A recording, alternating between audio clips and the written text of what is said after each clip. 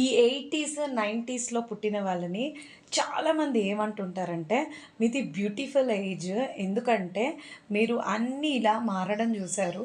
Cassettes చూసారు, CDs చూసారు, మళ్ళీ పెన్ డ్రైవ్స్ చూసారు.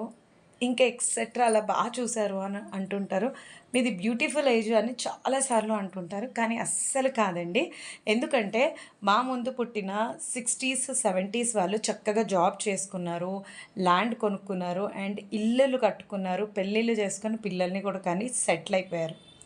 ఇక మా తర్వాత ఏజ్ వాళ్ళు నా తర్వాత ఏజ్ వాళ్ళు ఇన్‌స్టాగ్రామ్ ఇన్‌ఫ్లుయెన్సర్స్ అయ్యి కొద్దో గొప్పో కష్టపడి కింద మీద పడి అట్‌లీస్ట్ ఇన్‌ఫ్లుయెన్సర్స్ అయ్యి డబ్బులు కొంచెమో ఎంతో కూడా సంపాదించుకున్నారు.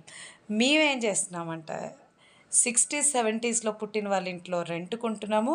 మీరు ఇన్‌స్టాగ్రామ్‌లో ఏసేయన్నీ ఇలా పెట్టుకొని టక టక టక